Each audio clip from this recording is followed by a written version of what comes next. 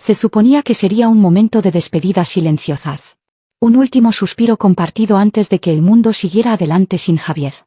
Pero antes de que se susurrara la última condolencia, Sofía se giró hacia mí, sus tacones resonando contra las baldosas de mármol como disparos, y dijo, lo bastante alto para que todos los presentes lo oyeran. No era su verdadera familia. Me quedé helada. El aire abandonó mis pulmones. Por un segundo, pensé que había oído mal. Que el dolor había distorsionado mi percepción. Pero no, ella lo mostró, la escritura de la casa, sostenida como un trofeo en su mano perfectamente cuidada. Su nombre. Mi nombre.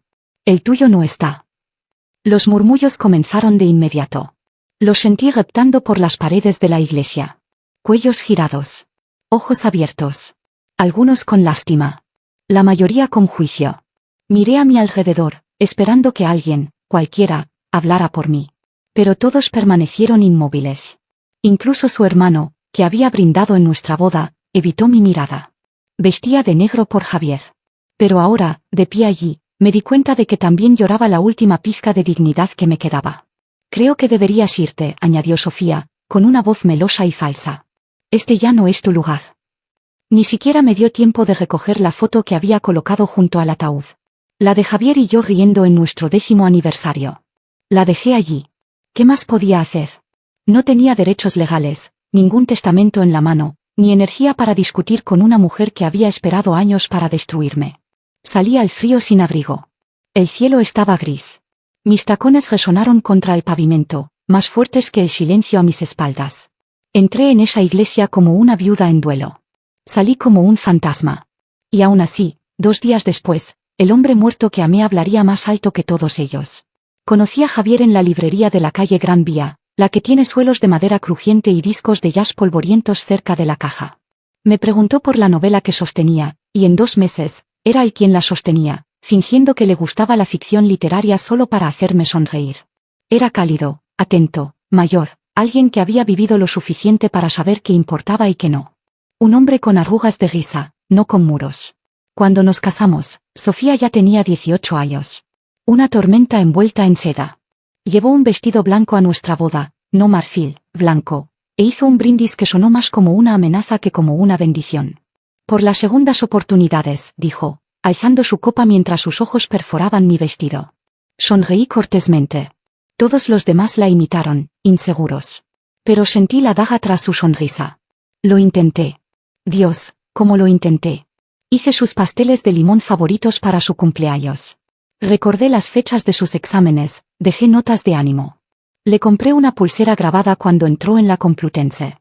Esperé a que me llamara algo más cálido que la esposa de mi padre, pero nunca lo hizo. Ni una vez. Nunca Carmen. Nunca mamá.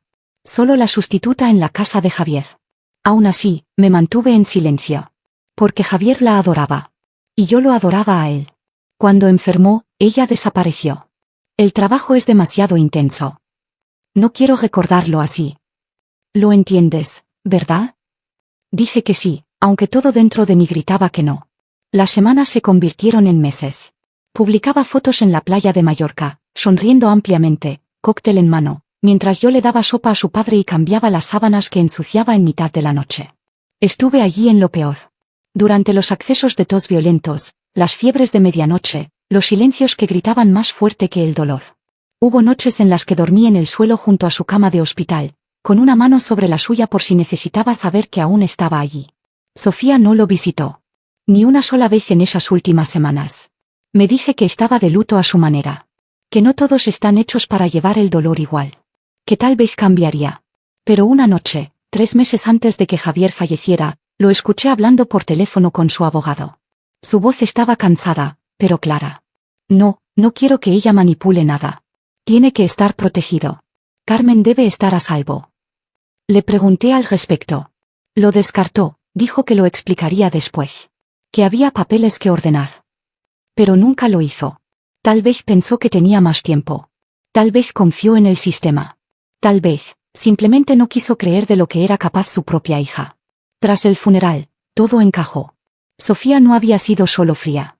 Había sido calculadora. Estratégica. Cada ausencia, cada desaire, cada sonrisa fingida, todo era parte de algo más grande. Mientras yo luchaba por su vida, ella luchaba por su legado. ¿Y lo peor? Pensó que ya había ganado. El motel olía a lejía y desesperación. El tipo de lugar con una luz fluorescente parpadeante y una colcha fina que ni siquiera fingía estar limpia. Pero tenía una puerta que podía cerrar con llave, una ducha con agua tibia y espacio suficiente para la pequeña maleta que logré tomar antes de que Sofía cerrara la puerta principal en mi cara. Me senté en el borde de la cama, aún con mi vestido de funeral. Encaje negro, ahora arrugado y manchado de rímel. Los zapatos me apretaban. La cabeza me palpitaba.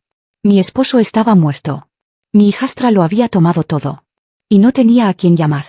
Probé con la cuenta conjunta primero, denegada. Luego la tarjeta de crédito, congelada. Sofía había actuado rápido. No me sorprendería si lo hubiera preparado desde el momento en que Javier dio su último aliento. Tal vez incluso antes. El abogado finalmente devolvió mi llamada la mañana siguiente. Cortés. Cauteloso. Sí, señora Morales. Hubo un testamento revisado. Su esposo lo presentó 3 meses antes de fallecer. Sin embargo, hay una complicación. Por supuesto que la había. La versión actualizada fue impugnada. El equipo legal de Sofía presentó una reclamación afirmando que su esposo no estaba en plena facultad mental cuando firmó los nuevos documentos. Hasta que el tribunal resuelva el asunto, la herencia está en un limbo legal. Limbo legal. Así lo llamaron. Como si fuera un purgatorio suave, no la lenta asfixia que realmente era. Entonces, ¿qué debo hacer?, pregunté, con la voz áspera. Hubo una pausa. Demasiado larga. Me temo que, por ahora, no hay nada. Nada. No lloré. Todavía no. Eso vendría después, cuando el sol se pusiera y el silencio de esa habitación de motel me envolviera como un sudario. Me acosté en la cama, aún vestida, mirando el techo agrietado mientras un televisor en la habitación contigua reproducía una vieja comedia, con risas grabadas que resonaban a través de las paredes como una burla. Ya no era Carmen. Ni la esposa de Javier. Ni nada de Sofía. Ni parte de ningún hogar. Solo una mujer sin dirección, sin derechos, sin poder. Un fantasma en su propia vida. A la mañana siguiente, caminé hasta el diner más cercano y pagué un café con monedas. La camarera me miró como si estuviera perdida, y no estaba equivocada. Me senté en una mesa esquinera, cuidando el líquido amargo, preguntándome cuánto tiempo podría estirar el poco dinero que me quedaba. Y entonces entró el recepcionista del motel, sosteniendo un sobre amarillo en la mano. ¿Es usted la señora Morales? Asentí, mi corazón latiendo por primera vez en días. Me lo entregó. Sin remitente. Solo mi nombre. Escrito con la letra de Javier. La tinta estaba ligeramente borrada, como si lo hubiera escrito apresuradamente, o entre lágrimas. Lo miré por un largo momento, con los dedos temblando. No esperaba nada más de él. Ya no. Pero tal vez me había dejado algo que Sofía no podía robar. El sobre pesaba más de lo que debería. No por su peso, sino por su presencia, como si contuviera algo sagrado. No lo abrí de inmediato. Primero lo sostuve contra mi pecho, cerré los ojos y me permití sentir a Javier de nuevo, aunque fuera por un segundo. Su letra era inconfundible, afilada, inclinada, siempre un poco apresurada. Solía bromear diciendo que parecía que siempre llegaba tarde a sus propios pensamientos. Cuando finalmente deslicé mi dedo bajo el sello, casi esperaba que saliera polvo, como si estuviera abriendo una tumba. Dentro, una carta doblada, una pequeña unidad USB metida en el pliegue y una llave plateada en una delicada cadena. Los miré, temerosa de tocar nada.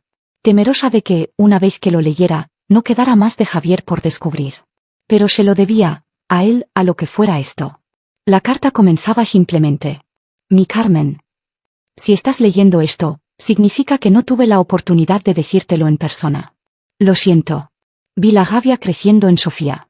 Y temí que pudiera quitarte lo que te has ganado, lo que has dado. Así que hice arreglos. Silenciosamente. Con cuidado. Encontrarás un lugar. Una casita en las colinas de La Rioja. Nada grandioso, pero es tuya. Toda tuya. La llave está adjunta. Ve allí, descansa. Cúrate. Y una vez que estés allí, mira lo que hay en el USB. Te amé. Nunca lo dije lo suficiente. Solo espero que esto lo diga mejor de lo que yo pude. No me di cuenta de que estaba llorando hasta que sentí las lágrimas empapando el pliegue del papel, emborronando ligeramente la tinta. Él lo sabía. Había visto lo que yo intenté ignorar. La dirección estaba garabateada en su habitual taquigrafía, bajo la firma que solía burlarme de él, demasiados bucles en la J. Esa noche, empaqué todo lo que me quedaba en una vieja maleta.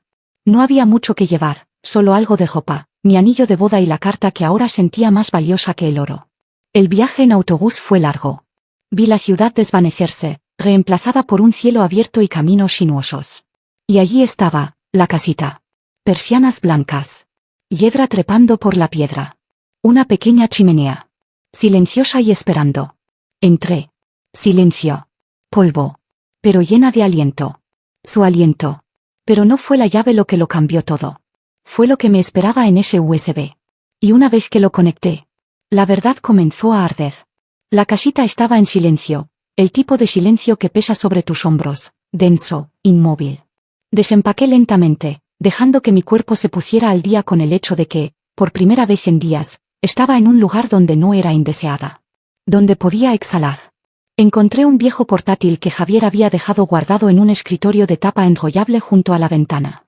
Conecté la unidad USB con dedos que temblaban más por temor que por curiosidad. Había 2 archivos.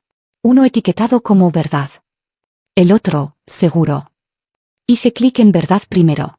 El vídeo se abrió con un zumbido estático. La marca de tiempo en la esquina parpadeaba, 3 meses antes de su muerte. La habitación era familiar, su estudio en casa. Javier estaba en su silla, pálido, frágil, claramente medicado. Sofía estaba detrás de él, con los brazos cruzados, la voz afilada como vidrio roto. Tienes que firmarlo, papá, espetó. Ahora. Sigues diciendo que quieres cuidar de ella, pero esta es tu verdadera familia. Yo. No la mujer que reemplazó a mamá. Él parecía aturdido. Confundido.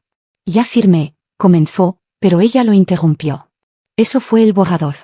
Esta es la versión real. Solo firma. Ya lo he rellenado todo por ti. Solo necesitas confiar en mí. Él dudó. Su mano flotó sobre la página. Sofía se inclinó, suavizó su tono lo justo para sonar cariñosa. Estás cansado. Terminemos con esto para que puedas descansar, ¿vale? Y entonces firmó. Lentamente. A regañadientes. Sentí bilis subiendo por mi garganta. Pausé el vídeo. Mis manos temblaban. Hice clic en el segundo archivo. Seguro. Sofía estaba en una habitación poco iluminada, sosteniendo una copa de vino. La cámara de su teléfono estaba inclinada hacia arriba. Su rostro brillaba con una satisfacción presumida. No tiene ni idea, dijo riendo. Voy a echar a esa bruja en cuanto él muera. ¿La casa? Mía. ¿El dinero? Mío. Solo tengo que sobrevivir unas semanas más de lágrimas falsas. Alguien fuera de cámara soltó una risita. ¿No es eso un poco duro?, preguntó la amiga. Sofía puso los ojos en blanco. Por favor. Es patética. Probablemente él le dejó una taza de té y una nota de despedida bonita. Yo tengo el resto asegurado. Cerré el portátil de golpe. Todo mi cuerpo vibraba, no de sorpresa, sino de furia. Furia cruda, eléctrica. Volví al sobre. Debajo de la carta, había una nota más pequeña, casi escondida. Lleva esto a Antonio. Él sabe qué hacer. Antonio, el abogado privado de Javier. Un hombre al que solo había conocido una vez, brevemente, en una cena benéfica hace años. Recordé su presencia tranquila, su firme apretón de manos. Javier siempre decía que confiaba en Antonio más que en nadie. Llamé al número que Javier había escrito bajo la nota. Antonio contestó al segundo timbre. Carmen, dijo, sin dudar. Te estaba esperando. A la mañana siguiente, conduje 2 horas hasta la ciudad. La oficina de Antonio estaba en un edificio sin letrero, escondido entre una floristería y una panadería cerrada. Me recibió en la puerta con una carpeta ya en la mano. No pidió el USB. Simplemente me indicó que me sentara y abrió la carpeta en el escritorio entre nosotros. Esto, dijo, es el testamento original, legalmente vinculante. Firmado, atestiguado, notariado. Archivado en mi bóveda bajo las instrucciones de Javier. Me nombraba a mí, y solo a mí, como la única beneficiaria. No solo la casita. La finca. Los viñedos. Las cuentas bancarias. Todo. Sofía había falsificado un reemplazo, lo presentó días después de la muerte de Javier. Afirmó que era su deseo final. Pero lo que no sabía, lo que no tenía forma de saber, era que Javier había hecho una declaración en vídeo para acompañar el testamento real. Antonio giró su portátil hacia mí. La pantalla parpadeó y luego se estabilizó. Javier apareció. Frágil, sí, pero lúcido. Su voz clara, sus ojos firmes. Si algo me sucede, y mi testamento original es impugnado, esto es para afirmar que yo, Javier Morales Fernández, actué sin coacción. Mi decisión de dejar mi herencia a mi esposa, Carmen, es definitiva, tomada en plena facultad mental y refleja mis verdaderas intenciones. Cualquier documento posterior fue creado bajo presión y debe ser desestimado. La marca de tiempo y la certificación legal se deslizaban por la parte inferior del vídeo. Era irrefutable. Inquebrantable. Me quedé allí, sin aliento, mientras Antonio detallaba los siguientes pasos: presentación legal, impugnación formal, orden judicial de emergencia. Ella no se quedará con la casa, Carmen dijo. No se quedará con nada. Asentí lentamente, aún dejando que la verdad calara. Sofía lo había planeado todo, hasta el día del funeral. Pero Javier había planeado mejor. Vio a través de su amargura. Vio su ambición. Y silenciosamente, con las últimas onzas de su fuerza, me protegió desde el más allá. No estaba ahogada. Era todo. Y Sofía estaba a punto de descubrir exactamente a quién había subestimado. No perdí el tiempo. A la mañana siguiente de reunirme con Antonio, presenté la reclamación legal. Él lo vio todo, rápido, preciso, sin emociones. Como un cirujano extirpando podredumbre. Todo lo que tuve que hacer fue entregar las pruebas. Las grabaciones. La declaración en vídeo. El testamento firmado y notariado. Y luego esperamos. Imaginé a Sofía riendo, tomando vino en la terraza de la finca, aún convencida de que había ganado. Creyendo que yo estaba pudriéndome en alguna habitación de motel, aferrándome a migajas. Me pregunto si siquiera pensó en mí. O si, en su mente, ya me había ahogado tan completamente que ya no existía. Pero cuando la citación judicial llegó a su puerta, entregada en mano por un oficial, ya no pudo fingir. Antonio me llamó con el fallo 2 semanas después. El juez revisó todo, dijo con calma. El testamento original se mantiene. Los documentos falsificados han sido declarados fraudulentos. Con efecto inmediato, eres reconocida como la única heredera legal de la finca Morales. No lloré. No reí. Solo me quedé muy quieta, mirando la pared de la casita como si esperara que se derrumbara bajo el peso de todo lo que había cargado. Sofía recibió la notificación de desalojo esa misma tarde. Tiene 7 días para abandonar la propiedad, decía. Simple. Formal. Brutal. No volví por el drama. No necesitaba verla rabiar o gritar o arrojar cosas. Eso me habría hecho como ella. Y ya había terminado de intentar probar que tenía gracia. Ahora sabía quién era. Pero el 7º día, conduje por el largo camino de entrada y estacioné justo fuera de las puertas de la finca. Me quedé dentro del coche por un rato, con el motor apagado, observando desde lejos la casa que una vez amé. Esperaba sentirme triunfante. Vengativa. Pero todo lo que sentí fue silencio. Entonces la vi. Sofía. Arrastrando 2 maletas oversized por los escalones delanteros, el cabello desordenado, gafas de sol cubriendo su rostro aunque estaba nublado. Luchaba con el peso de las maletas, tropezando ligeramente cuando una rueda se atascó en el camino de piedra. No había nadie para ayudarla. Ni chofer. Ni amiga. Ni cámara para actuar. Estaba llorando. Sola. Me quedé detrás del cristal tintado. Ella no me vio. Y no necesitaba que lo hiciera. La puerta principal estaba abierta detrás de ella, los últimos restos de su arrogancia siendo arrancados como malas hierbas. Y justo encima, clavada cuidadosamente en la madera blanca, había una nueva placa de latón. Señora Carmen Morales, única propietaria. Ella la miró. Se detuvo. Y por un momento, pensé que podría girarse y arrancarla. Pero no lo hizo. La miró fijamente, congelada, luego bajó la cabeza y continuó arrastrando sus cosas hacia un taxi que esperaba. Nunca miró atrás. Esperé hasta que se fue antes de salir del coche y caminar hacia la puerta. El aire olía diferente. Más ligero. Como si la casa misma estuviera exhalando, finalmente libre de la amargura que había envenenado sus pasillos. Entré. El polvo se había asentado. El aire estaba quieto. Pero ahora era mío. Todo. La sala donde una vez organicé la cena de Navidad. El jardín que cuidé con Javier en mañanas tranquilas. El solarium que construyó solo para que yo leyera. Ya no eran habitaciones de fantasmas. Eran mías para reclamar. Me quedé en la puerta por un largo tiempo, dejando que el silencio me envolviera, no como un sudario esta vez, sino como una capa. Protectora. Cálida. Esto no era venganza. Era justicia. Y había tomado su tiempo, pero llegó justo a tiempo. Regresé a la casita una vez que la finca estuvo completamente resuelta. La casa era mía, sí, pero guardaba demasiados ecos. Demasiadas sombras de discusiones, de cenas tensas, de las miradas gélidas de Sofía por el pasillo. No quería paredes que me hubieran visto suplicar. Quería un lugar que me hubiera esperado con amor silencioso. La casita me recibió como siempre lo había hecho. Crujidos suaves en el suelo de madera. Una brisa que olía a lavanda y pino. El tipo de quietud que no estaba vacía, sino llena.